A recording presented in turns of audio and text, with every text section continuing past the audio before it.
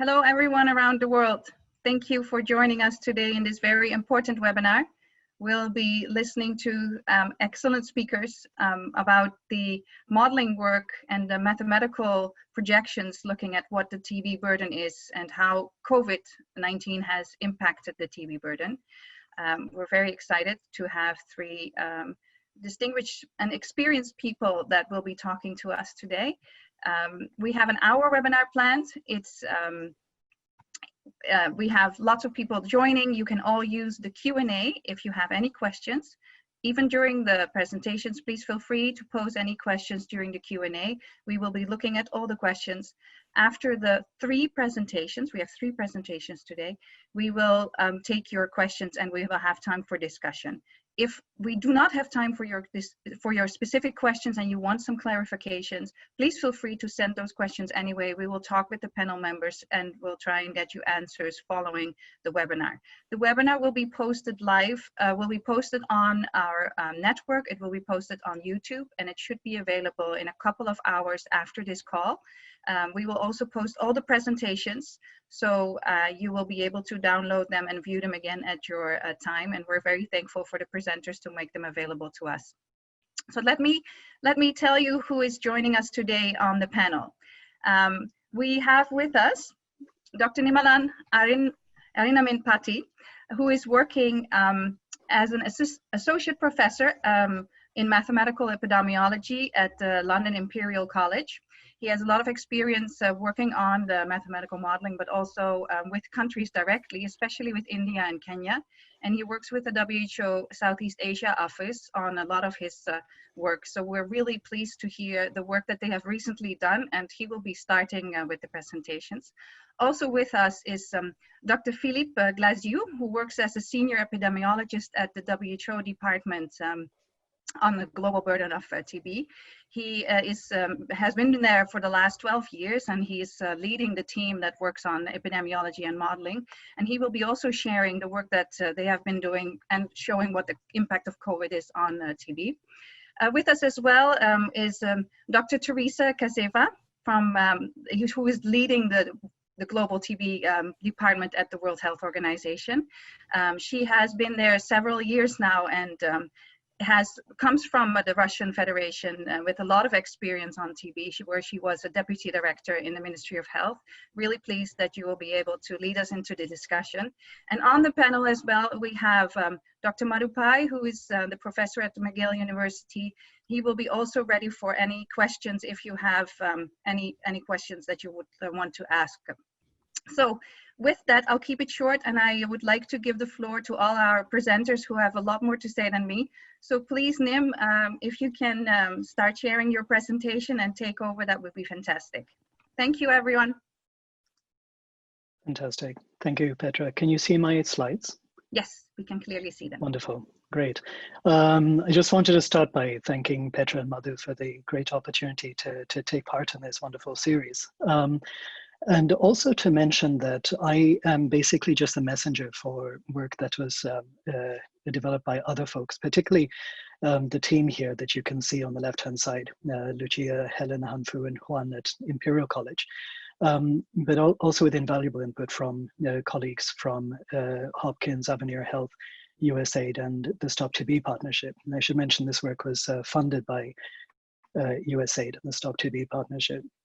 So, just to take a step back at the moment, I mean, I just wanted to make a brief mention for folks who may not be so familiar with what mathematical modeling actually is.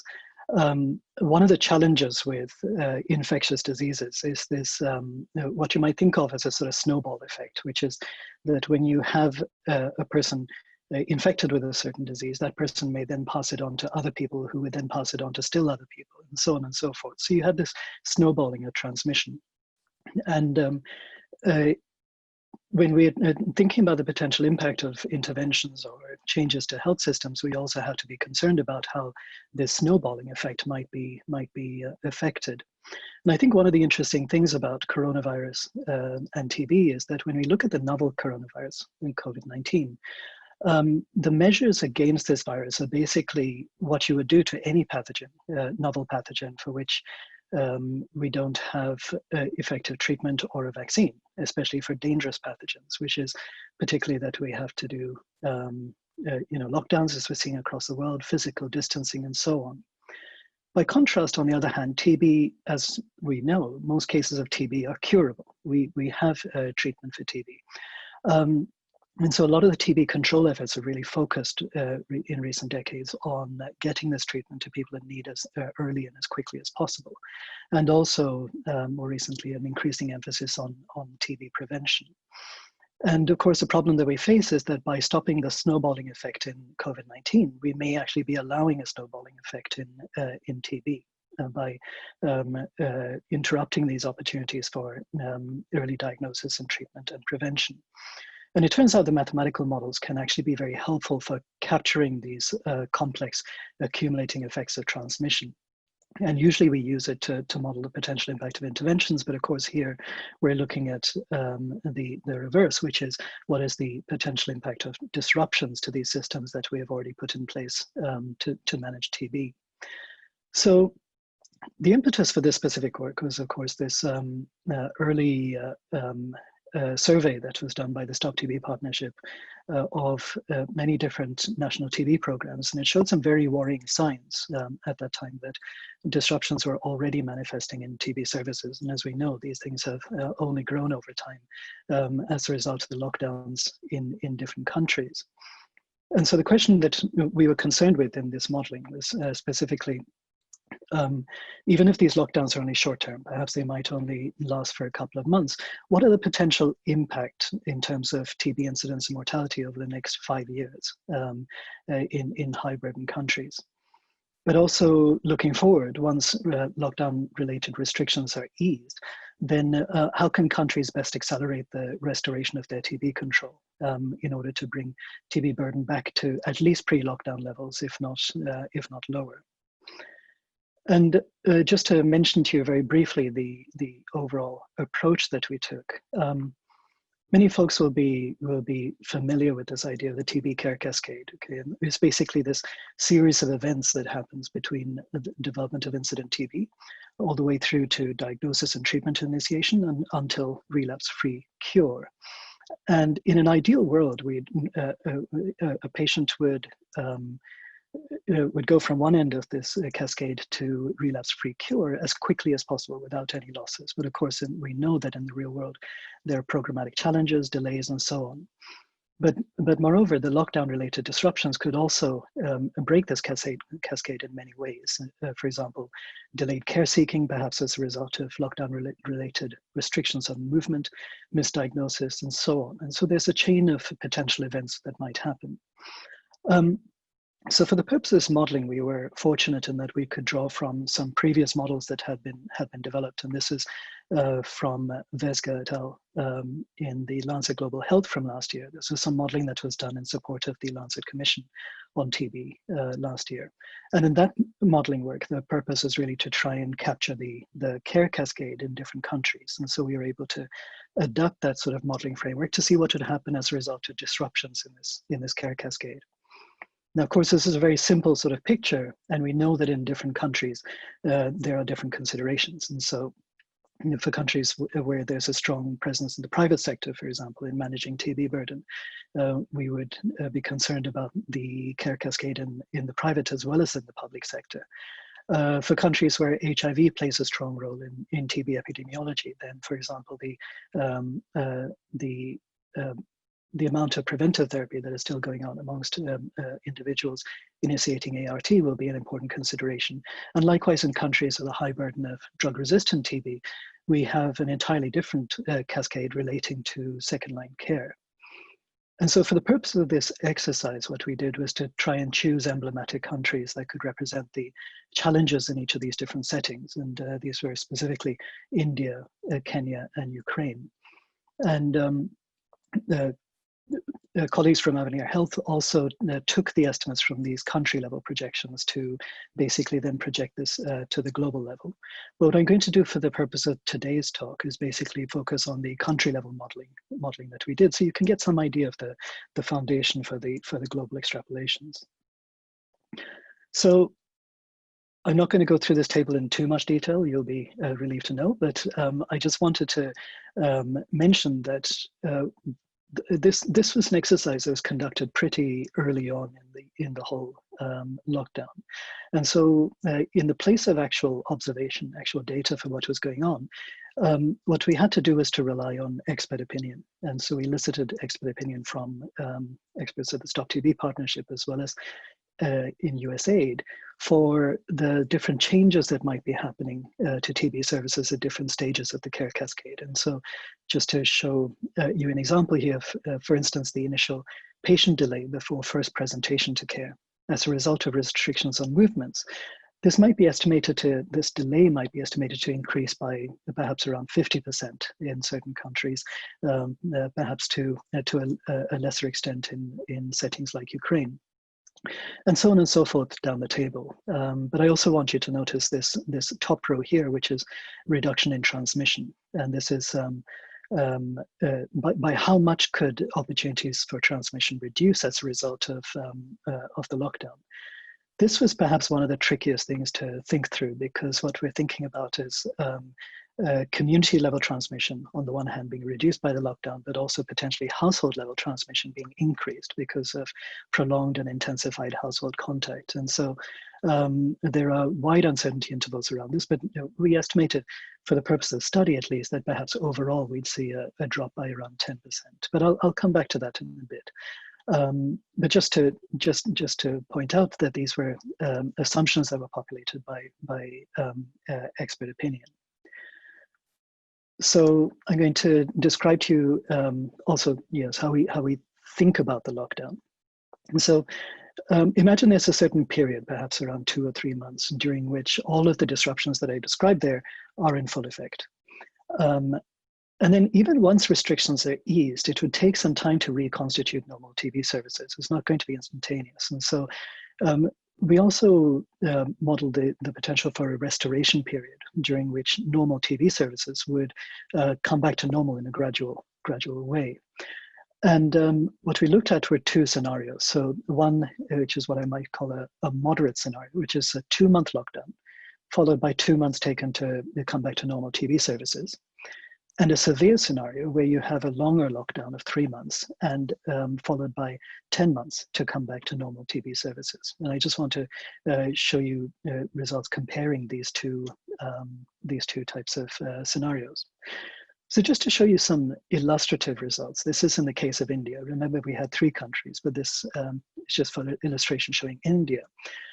And on the left-hand side, this is incidence, and on the right-hand side, you're looking at mortality. What I should mention here is this is monthly rates, so the numbers are a bit smaller than the annual rates that we're used to seeing.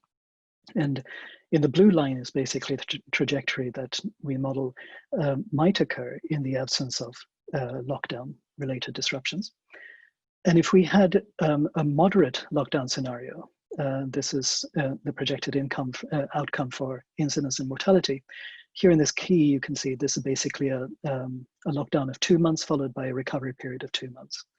And likewise, for a severe lockdown scenario, you'd see an escalation in TB burden looking like this. So one of the things that I should mention is this is only showing you scenarios over the next 2 years. And what we can do is to zoom out in time and to see, how this might look over, say, the next 5 years. So once again, this is mortality along the top graph here, and incidence at the bottom over the next 5 years. And I think the title for today's talk was, or today's session was Preparing Health Systems for the TB Wave. And I think that's actually a very appropriate term if you look at the shape of these dynamics, because you see this initial wave in terms of mortality over the next year. But interestingly, this is not a wave that necessarily goes away. If you look at TB outcomes even 5 years down the line, we're seeing mortality and incidence that is that are elevated levels compared to what they were pre-lockdown levels. So remember here, the baseline is shown in blue, and that's what might have happened in the absence of lockdown. And so we see this short-term increase in mortality followed by this long tail in terms of incidence and mortality. And I'll come back a little bit later to describe some of the reasons why we might be seeing this kind of behavior.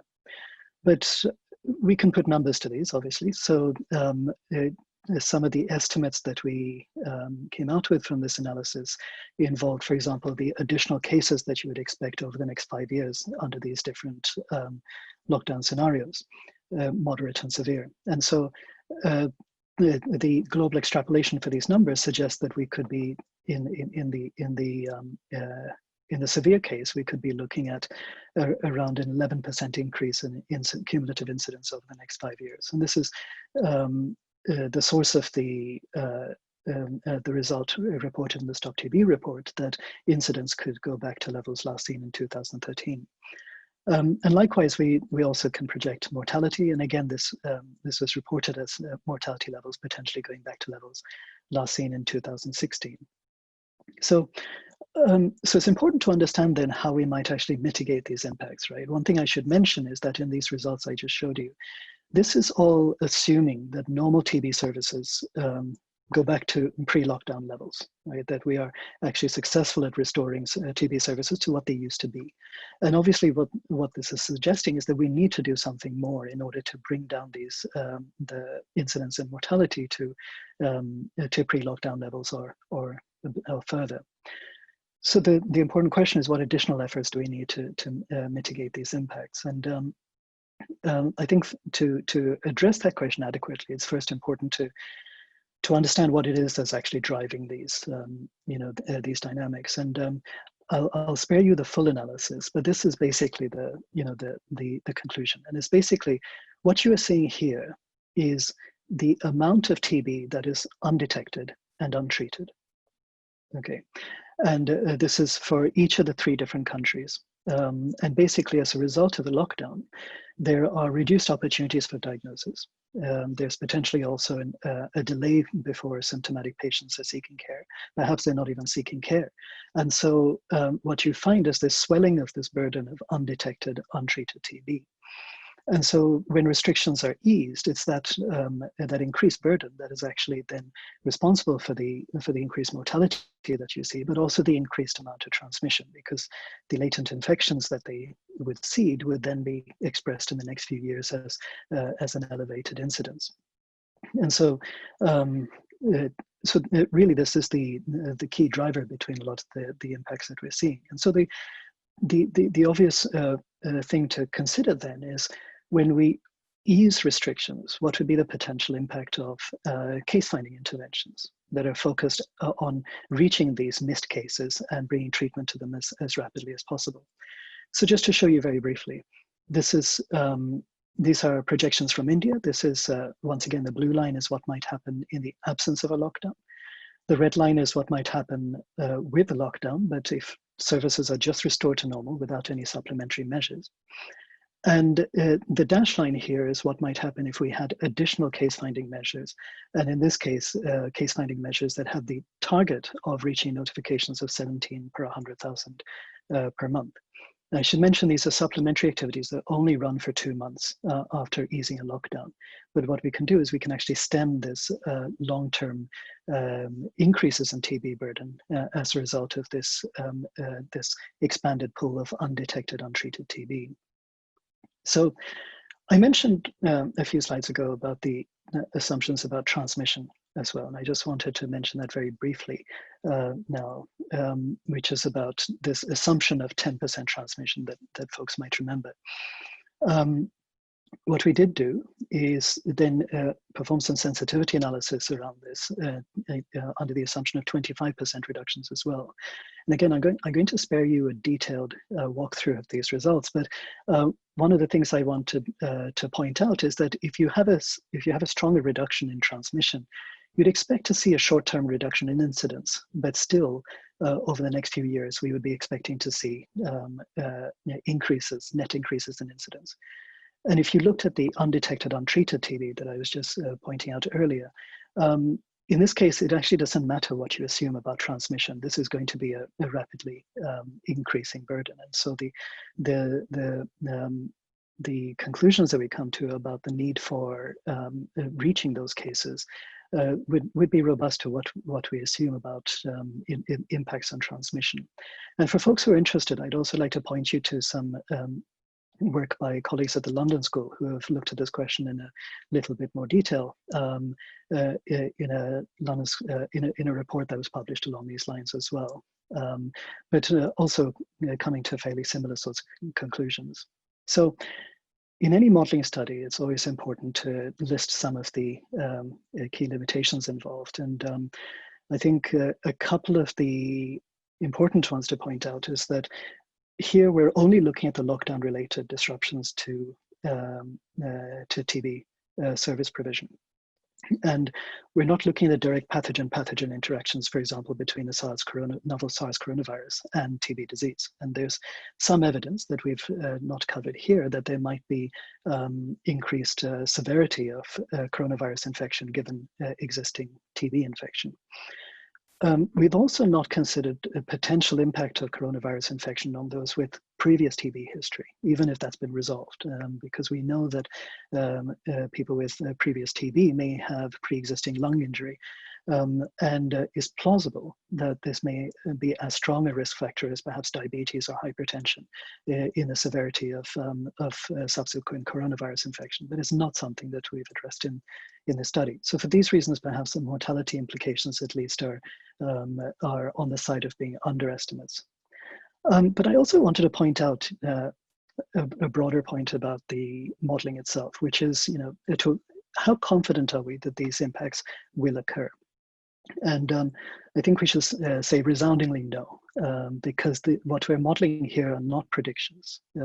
These should be seen as scenarios. And all that was done was basically gathering expert opinion at the beginning for what kinds of disruptions might actually be happening. The way to think about the modeling, perhaps, is that it's a sort of mini laboratory for testing different scenarios. And it doesn't necessarily tell us what will happen, but it can help cast light on the types of disruptions that could be most worrying going forward, but also potentially for types of interventions that could help to stem the long-term impact of these disruptions. And it's important to, perhaps more important than the modeling, it's what's happening in the real world. And we know that disruptions are happening, but experiences, of course, would vary country by country. So just to share some of the things that seem to be appearing is that, for example, some countries may actually be preserving their lab capacity pretty well. But what they're seeing is that the number of people presenting for care, presenting for diagnosis, are seeing sharp reductions. And so the patient presentation for care may be the principal driver there for undetected TB. There are also very interesting cases where there are certain countries that have relied on face-to-face contact with patients, for example, through very effective use of TB survivors to support those on TB treatment. And that's a sort of patient treatment, support mechanism that will be obviously much harder to enact in a time of lockdown. And these settings are seeing these very real challenges in a sense as well. And this network is obviously focused around private sector engagement. And I think there are very real and important questions around the issues to be addressed around private sector engagement as well. Specifically, to what extent can the private sector potentially fill the breach in terms of public sector provision of TB care, but also in cases where we have been effectively engaging with the private sector, how best do we reconstitute those efforts once restrictions are eased? So I'm a little bit over time, but I'm just going to go straight to my conclusion slide now. But the main point is that we want to raise the point that 2 months of TB services does not necessarily mean 2 month increases in TB burden. This can have long-term consequences on TB burden. And we believe that the most worrisome service disruptions would be those that allow an increase in undetected, untreated TB. And we need a rapid restoration of TB services, but alongside supplementary measures to catch up with undiagnosed TB, as well as ongoing data collection to tell us the real situation on the ground. Thank you. Thank you, Nim. That was an excellent presentation and so helpful to see, and you did a great job. For everyone around the world, please know that these presentations will all be available online, and you can view them afterwards again. So thank you very much. I think we just go straight away on to Philippe. If you would be able to share your screen, Philippe, and from now on go into the second presentation. We will take any calls or any questions after all the presentations are done.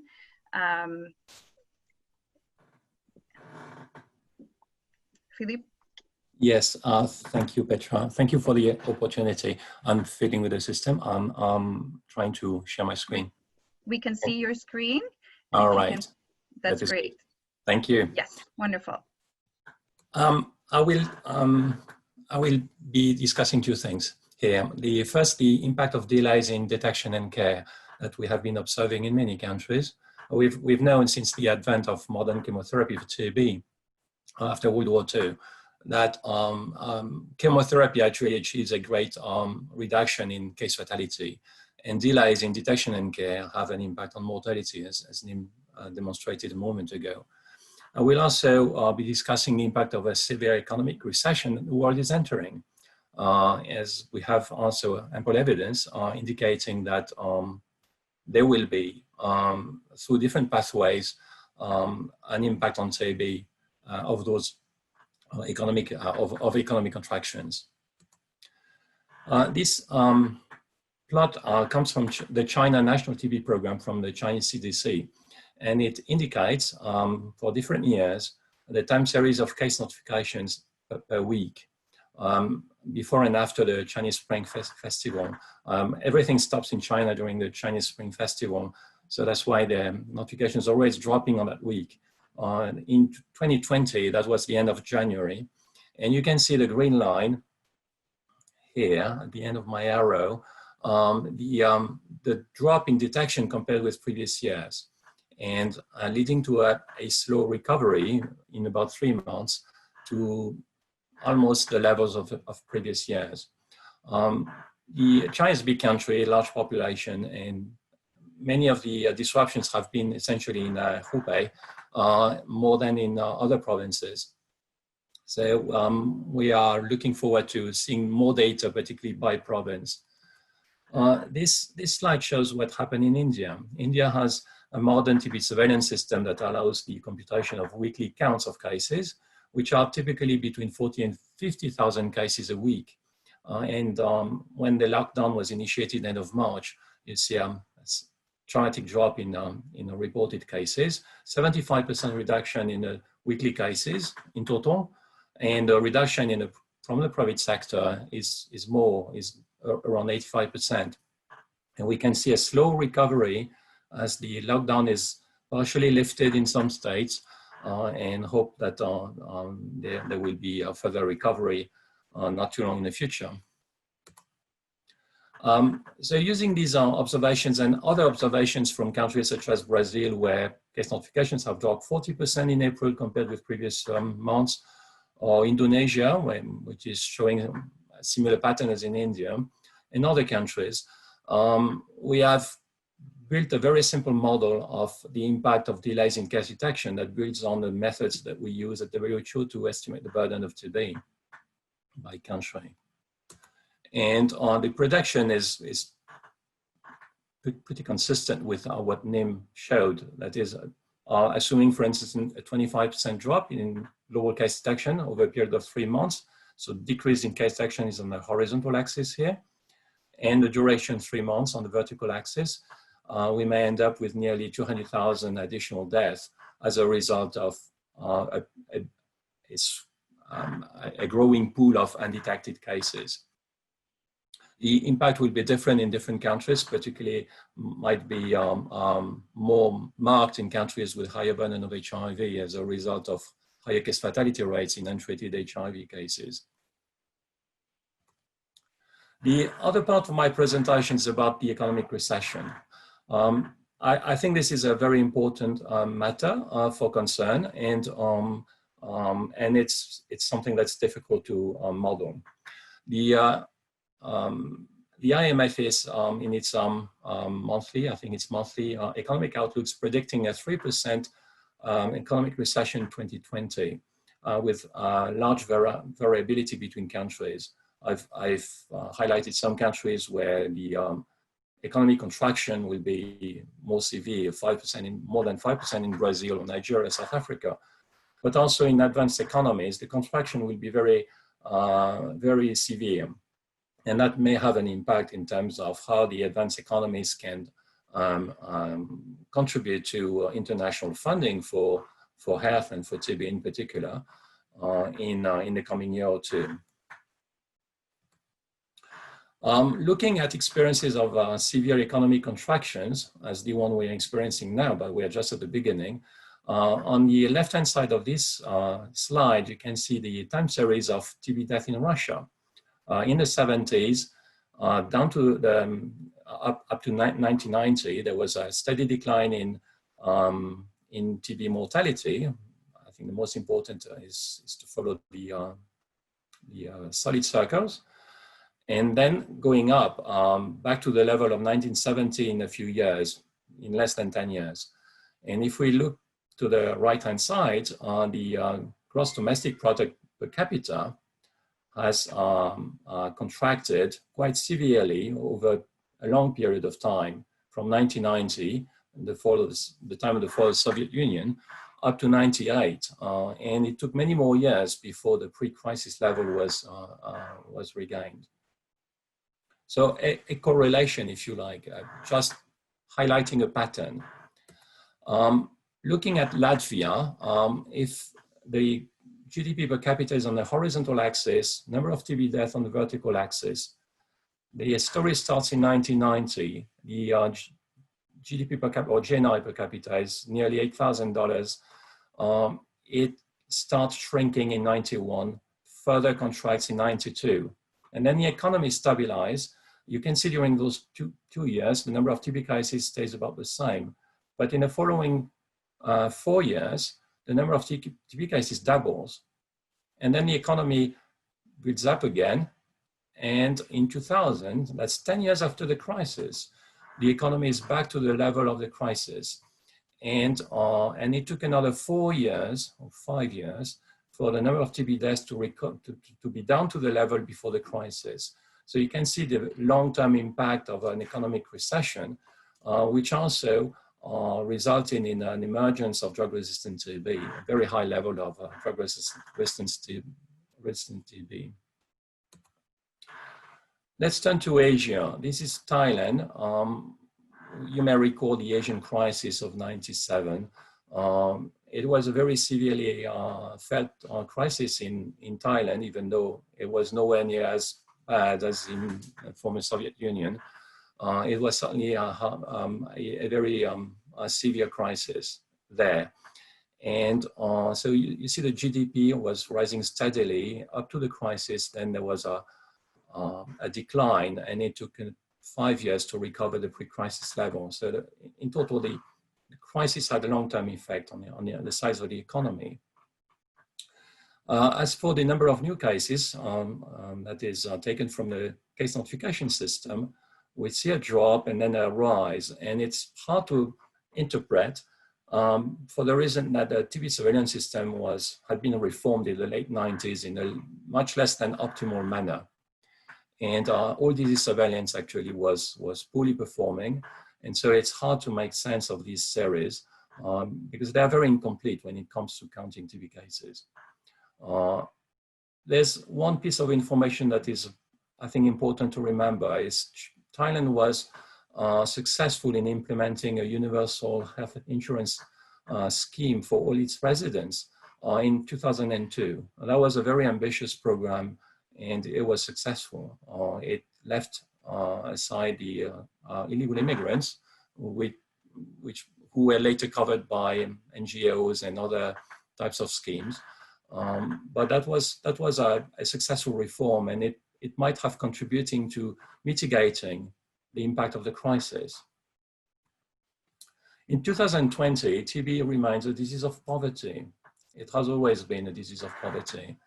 You can see on the left-hand side a scatter plot of GDP per capita at national level against incidence rate as estimated in 2018. And there's a clear correlation on the highest incidence in the poorest countries.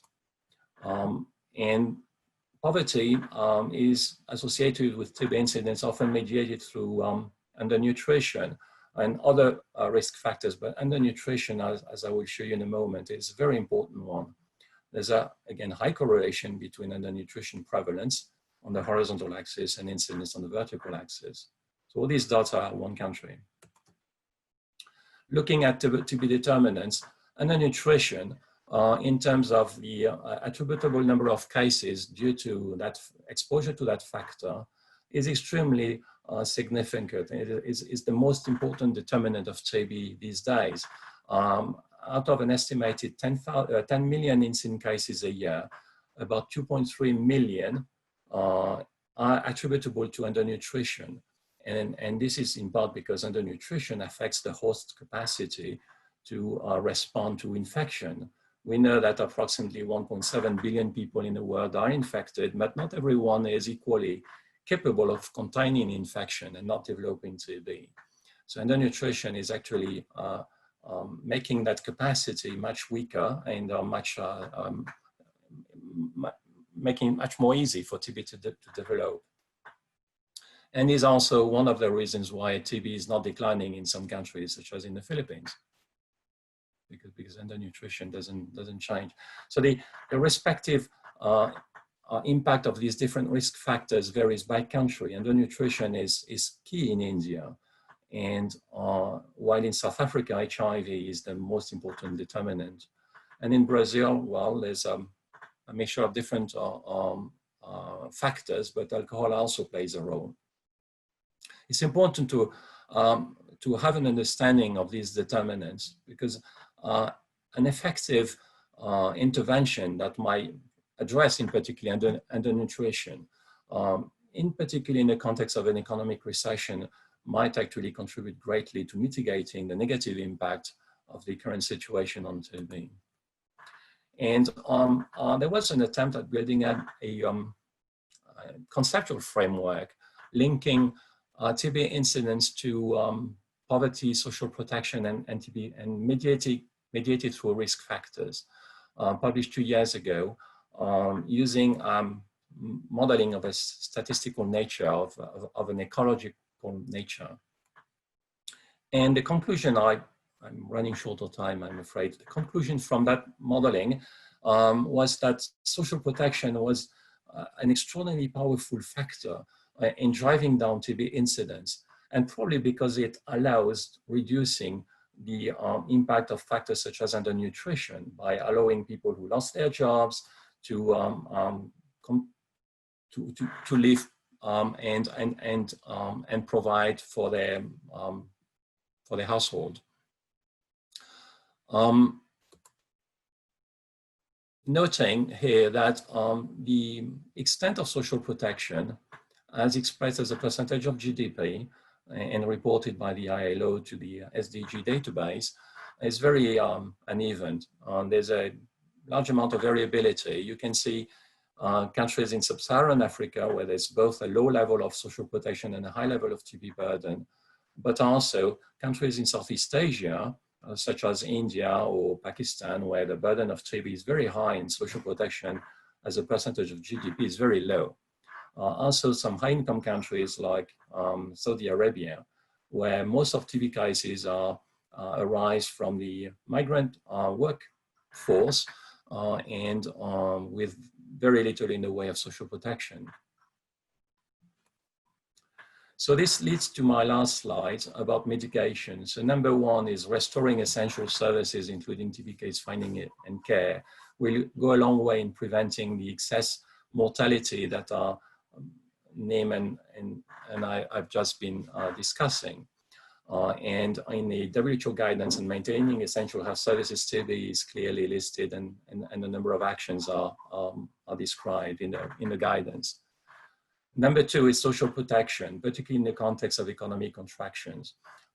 The economic recession will likely have a long-lasting effect, negative impact on TB, and unless we change the way we see TB control and engage in programs such as programs to increase the coverage of social protection, we might be completely off track and not achieve the NTB targets of disease reduction.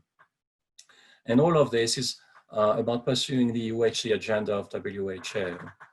Thank you for your attention.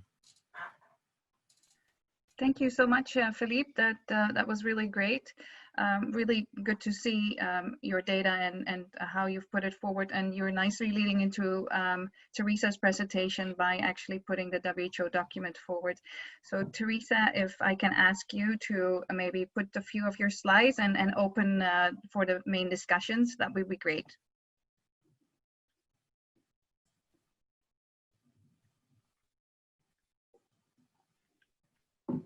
We can see you are muted still, but we can already see your presentation. Yes, very good, very good. I would like to also to add some important information for your consideration, and my colleagues presented an excellent overview of the current situation and the results of the modeling. So we are really indeed all together living in very special time with the new threats, new challenges, but we should not forget about TB and neglect, and keep in mind that still TB is #1 infectious disease killer with almost 1.5 million deaths. So, okay, let's start from the very beginning. And I'll try not to repeat the important points highlighted by colleagues, but attract to some additional things. Of course, we all have challenges, but in the same time, we can look more precisely at opportunities, if we may call them so. So let's look at two diseases at their nature. Of course, they're very different. The agents are different, but still there are some similarities in the symptoms. And both diseases attacking primarily lungs, and both of them are transmitting mainly via close contact. And of course, it's obvious for the expert that there are huge differences as incubation period and the slow onset for TB, and much faster for COVID. But of course, the experience of TB community is extremely helpful in this situation. And we can see already now how deeply is involved a TB community in this fight against COVID. So, of course, we're limited in the information, in the data, and we are working closely with the country experts and collecting data. I hope that we will present for your information some primarily analysis of the individual patient data and other relevant information, also review of the recent publications related to TB and COVID. Of course, we can expect and already see poorer treatment outcomes and all other the effects, negative effects of the COVID on TB.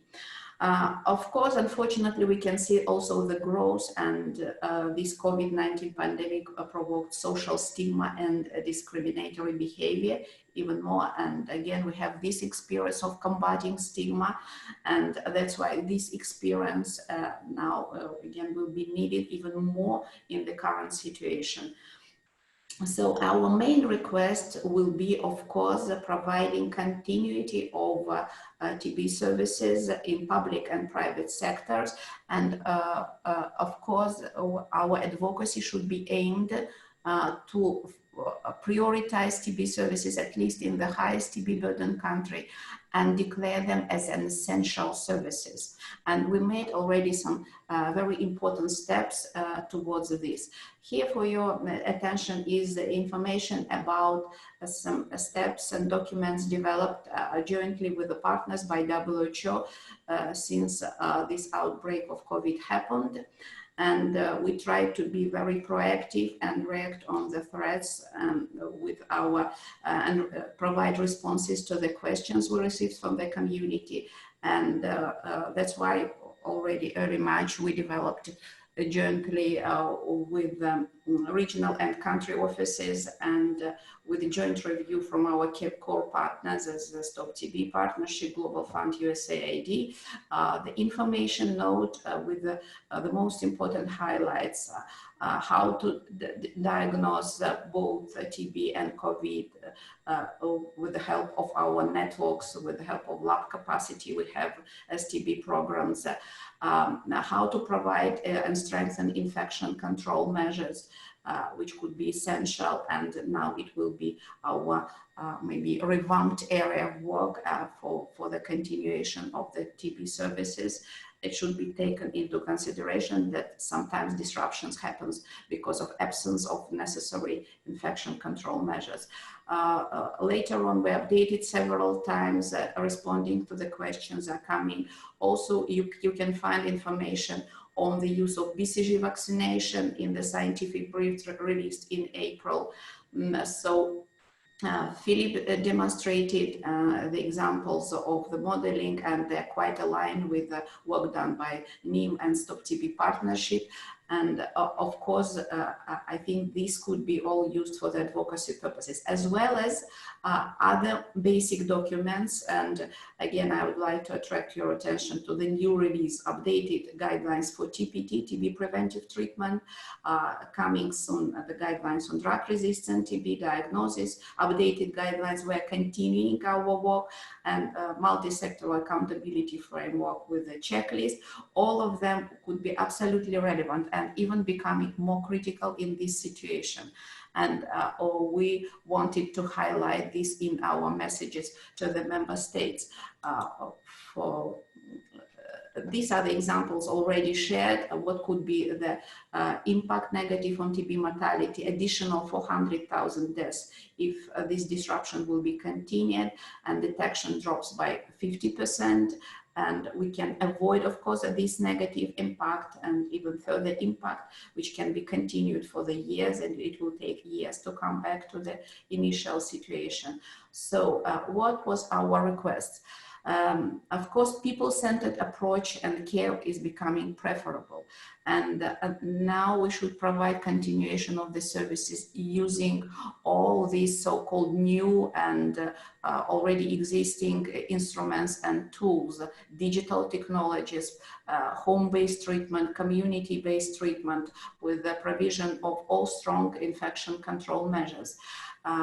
We were talking already for more than 1 year for the rapid rollout of our new guidelines on MDR-TB treatment, fully oral regimes. Now it will be becoming essential, and countries which didn't do it before now facing serious challenges with the continuation of the services. TPT was always considered like something additional, not essential, but now again it's becoming more and more clear that provision of the preventive treatment for the household contacts is becoming also essential, not less important than the actual treatment of the TB patients.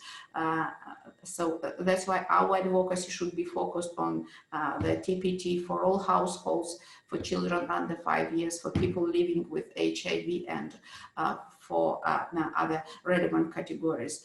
Of course, it will need some change in our traditional planning in the provision of the drug supplies, for example, for 2-3 months. It depends on the situation with the procurement in the countries, different approaches in the sputum collection, transportation, and diagnosis. And of course, as our platforms are used already for the COVID diagnostics, and we see these examples, we should promote testing for both TB and COVID, especially in high burden settings.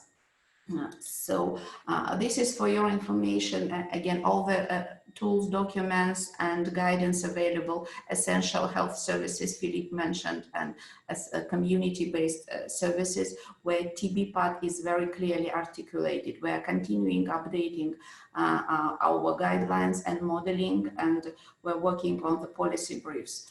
These are another findings interesting from the countries. We are collecting information, and we can see already that more than 100 countries are deeply involved in the fight against COVID and contributing with lab networks, with the staff sometimes reassigned to the COVID-related work, and even with the funding. In 33 countries, we can see that TB funding is reassigned. But in the same time, we can see a very positive example of more active use of digital technologies, provision of the drug supplies at homes, more active movement to the fully oral treatment for drug-resistant patients, and other examples. We should continue with this. And of course, these lockdown measures will definitely affect, but it will depend and will differ from country to country how we'll succeed, how fast to come back to the initial stage and not affect the overall progress towards our aims and targets. So again, use this information for different purposes, especially for advocating for maintaining essential TB services. And in fact, we can see now clearly that investments in TB were investments into the health system strengthening. And now we can see benefit for the health system from TB. It means that these investments in TB should be continuous, should be even more. And of course, it will be for us big learning, and let's stay in touch, exchange information. Again, referring to the information you can find very useful. Please stay in touch with us, ask us questions. We will try to respond in a proactive way. Thank you. Thank you very much, Tereza. That was great. And I think that really leads us well into the larger discussion. We've gotten a lot of really good questions and feedback already during this presentation. Some are clarifications on the modeling, and I just wanted to point out a larger question. We will get back to you on some of the specific details.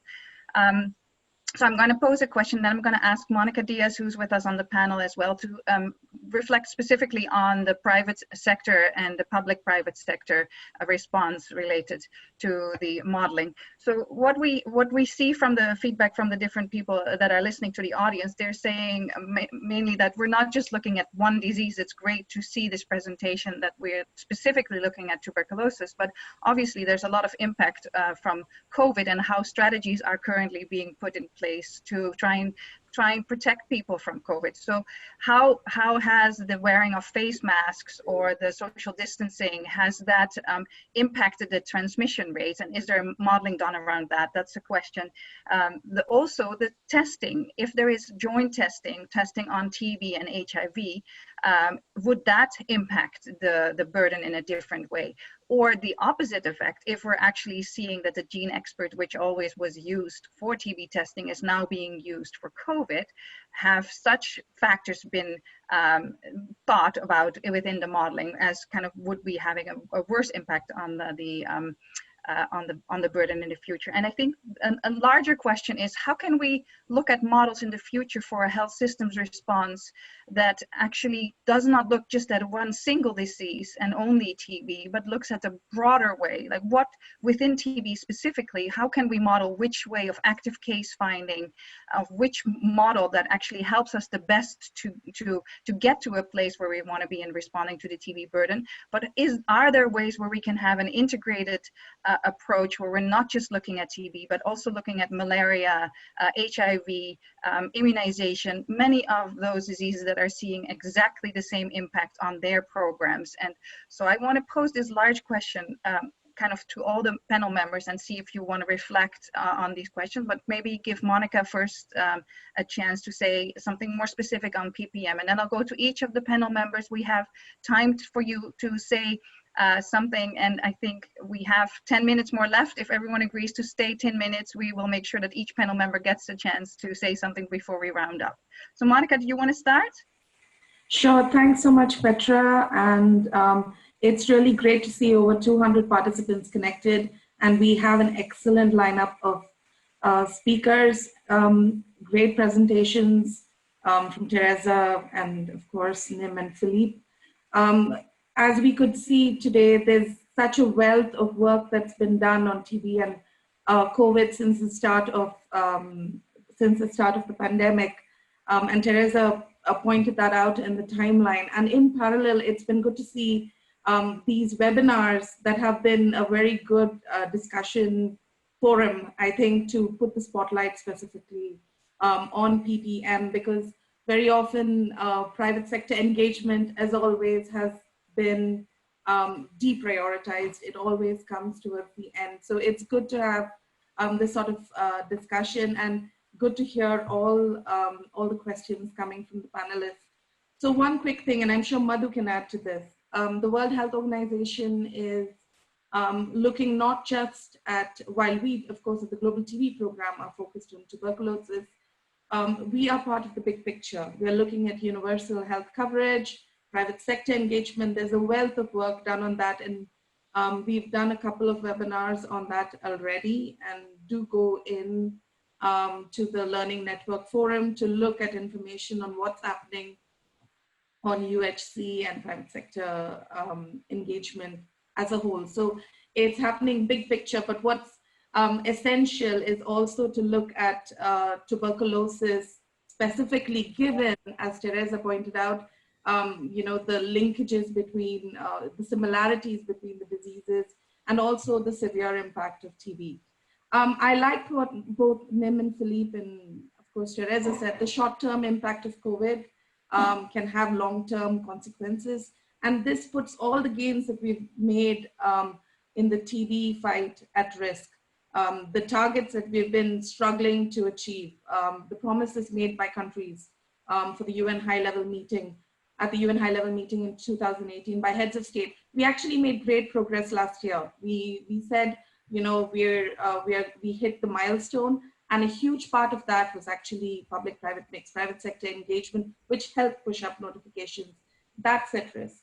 What Philippe presented about the economic impact, that's putting all of our efforts at risk, given not just the overall economic consequence, but also, you know, private sector physicians, in many places, they've had to close down. Lockdown has had a huge economic impact on this sector. And again, when you look at PPM as a whole in this period, and again, looking at the slide that Philippe showed on, for instance, in India, you could see the notifications from private sector really showing a sharp drop. So PPM, the prioritization that has happened, which has been very tough to gain over the past decades that we've been working on it. It's only now that we're seeing progress, but again, with COVID, we risk that it gets deprioritized. So that's really essential to build all of that back up. This is one of the long-term consequences that we need to unite and work towards. We need all hands on decks. That means all healthcare providers really need to be engaged to help in the national response now, especially because now, as we look, the modeling has shown, you know, the losses, the people who are going to be missed. How do we get all of them? How do we reach all of them? Get back on track. And for this, it cannot be the public health sector that does it alone. We need the private health sector to come in to help offset the burden. And we need to harness innovations to do it. Again, it's good to see a lot of home-based care happening. We need more digital tools, use e-pharmacies, for instance, get more private labs on board, you know, distribute the burden. And last, I'd just like to end with, we have, you know, Tereza highlighted that, you know, TB, continuity of TB services is so essential. And she did, what are the key essential items? As we look ahead, we be part of one of these essentials if we are to really to end TB or to reach our goal and to get back on track. That should be key. That's it for me. Thank you. Thank you, Monica. Those are really great points. I'm just looking at the other panel members who would like to. Madhu, would you like to say a few words?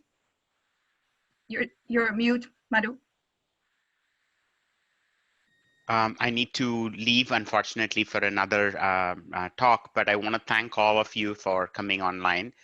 The only thing I worry about these days is that everybody is COVIDized, right? We've all been pulled into COVID work. And I'm hoping against hope that at least some of us will absolutely stay focused on TB, because this is not a situation. If we took our eyes off, honestly, when I say we, those of us who've been passionately working in TB for years, if we drop the ball on TB, I fear there's no hope, because the magnetic pull of COVID in terms of new money and funding and media interest, it's a feeding frenzy right there. People who have never done any infectious diseases or any work in their entire life are suddenly becoming COVID experts, because that's where the opportunities are. So I'm appealing to all of us who care about TB, that at least some of us must at all costs continue to push the TB agenda. Otherwise, it's going to fall off a cliff. It wasn't strong in the first place. And soon there'll be nobody to talk about TB or advocate for TB. And it'll be a disastrous problem in the coming years. So that's my only appeal. Thank you very much. Thank you, Madhu. Who wants to go next? Teresa, would you like to say a few words? Okay. Yes, for sure. It was very, I quickly read the questions, a lot of interesting questions, and I would love to, to have another conversation with those who are asking, because indeed, I think that we should have much more discussions and much more learning from each other's experience, because it's something new for us. And I agree with Madhu. Of course, TB should not be neglected. We are not, we are trying to do our best and even capitalize from this situation to attract more attention to TB, because TB is remaining the major killer, unfortunately. So I would like to probably to touch some of the questions with regard to the use of the same platforms, GeneXpert, for example. If you will look at these guidelines on essential services, we try to highlight very clear that the key condition that these machines and labs should not be touched, and machines should not be moved to and centralized to another places, because we spend a lot of time and efforts for the decentralization, for the provision of access, and it should not be destroyed. And it's articulated quite clearly, and we should advocate. And of course, Expert is not only one available diagnostics. So there is Abbott, Roche, and many others for the COVID diagnostics. For TB, we have not so many tools, and that's why for us it's important. But in the same time, if there is an opportunity to diagnose for both, we can do it. And now we can do it in the settings. We have these machines with more strong, of course, infection control measures, and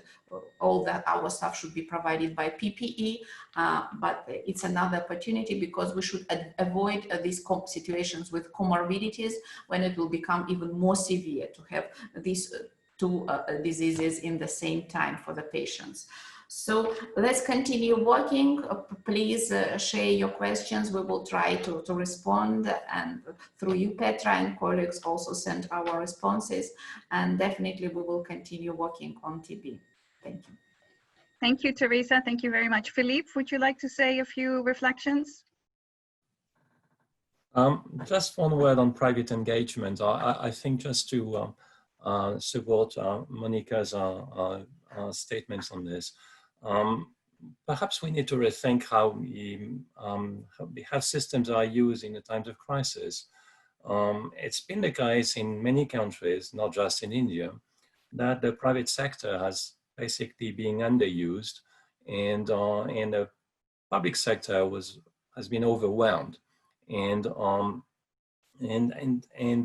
sometimes we don't see the private facilities or private sector as a partner where we should, and so different ways of engaging as a partner would seem like common sense, but it's not easy to achieve, apparently.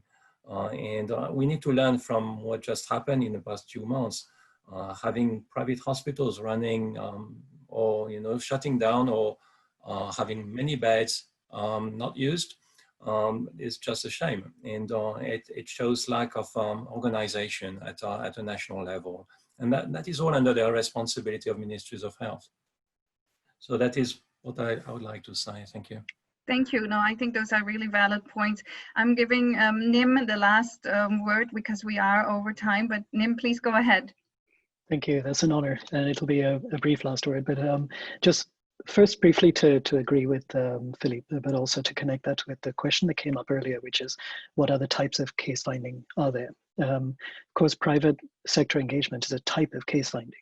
And if we are able to re-strengthen the systems that we have for private sector engagement, then if there are countries where this backlog of undetected TB are actually going to the private sector mostly for care, then that'll be a priority in terms of case finding. But I just wanted to, before closing, also address this question that has come up a few times, which is about the amount of transmission, TB transmission that we might expect, the extent in reduction that we might expect as a result of the lockdown.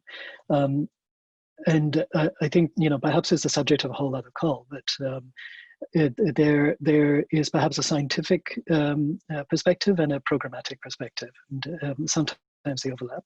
But in this case, in terms of actually quantifying the degree to which transmission is reduced as a result of the lockdown, I mean, there are any number of potential approaches, perhaps, household-based infection surveys, all the way to monitoring notifications when normal TB services have come back to normal, and simply comparing levels of notifications to pre-lockdown.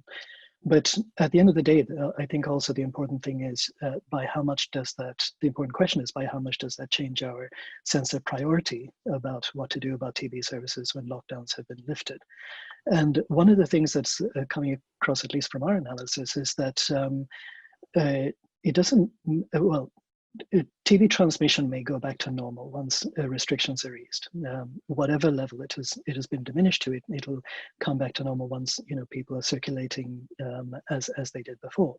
The important thing is for TB services to come back to normal more quickly than that, and for whatever supplementary measures we've made to come back to normal more quickly than that. And the question is, should we wait around to quantify and estimate, what's happening to transmission? Perhaps not. Perhaps the real lesson is that we need to restore TB services as quickly as possible. And perhaps that's the real priority.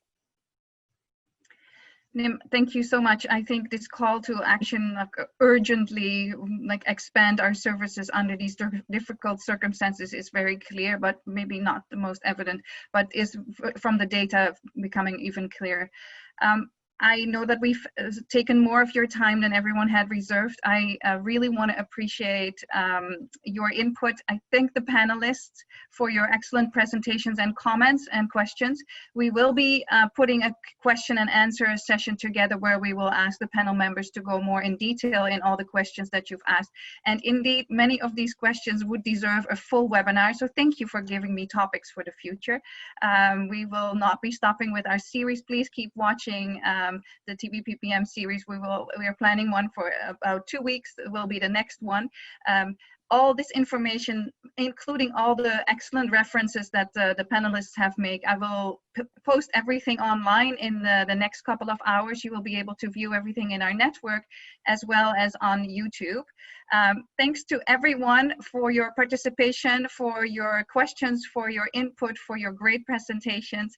I'm going to launch a little poll so people can give us some feedback, and I would appreciate your points. And if anyone wants to say anything, please always reach us. You can reach us at the network on Twitter, and we're open to hearing your comments and feedback. And with that, I would like to close today's session, and thank you very much to everyone around the world. Thank you.